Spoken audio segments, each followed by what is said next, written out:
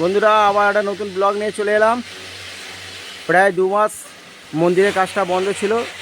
এই যে গাঁথুনির পর যে তক্তা মারা হবে বলেছিল, মহাদেব বলে গেছিলো যে এক সপ্তাহ বলে আজ 2 মাস পর এসেছে। আর মন্দিরের জন্য আবার নতুন তক্তা চিরিয়ে নিয়ে এসেছে। তো আজকে তক্তা মারা হবে, তক্তা মেরে রড বাঁধা হবে, কালকে ঢালাই হবে। এই যে রাম লক্ষ্মণ আর ওর বাবা 3 জনে লেগেছে। আগে বাঁশগুলো হাপি করে নেওয়া হলো। এই যে এখনও পেরেকটা আসতে বাকি আছে, ওই জন্য তৎক্ষণ এরা ডাঁসাগুলো বেছে নিচ্ছে। ডাঁসাগুলো মারা হবে আগে। তো চলো আসুক, তারপরে দেখাচ্ছি। বন্ধুরা পেরেকের জন্য কাজটা আটকে আছে।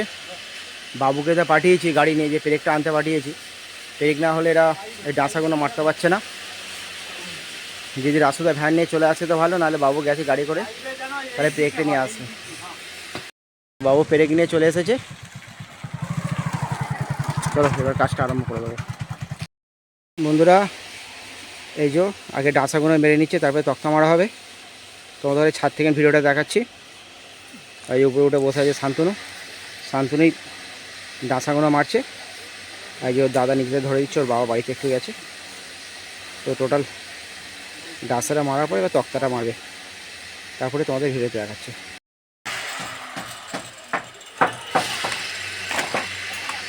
আর বাঁশ লাগবে তো।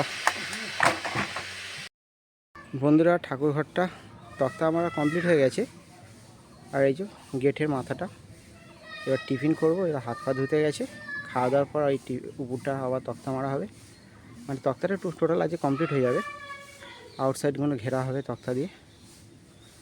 তো চলো খাওয়া দাওয়া করে নিই। টিফিন করতে বসে পড়েছে, টিফিন খেয়ে যাওয়ার কাজে লাগবে। মাছগুলো ভালোই আছে বুঝলি আমাদের, মাছগুলো ভালোই আছে। না ভোলাগুলো এগুলো ঠিক আছে। বন্ধুরা টিফিন করে আবার কাজে লেগে পড়েছি। গেটের উপরটাই যে শান্তু তক্তা মারছে। তো আজকে তক্তা মারা পুরো কমপ্লিট হয়ে যাবে, তারপরে আবার আমি দেখাচ্ছি। বন্ধুরা আজকের মতো কাজ এখানে শেষ হলো।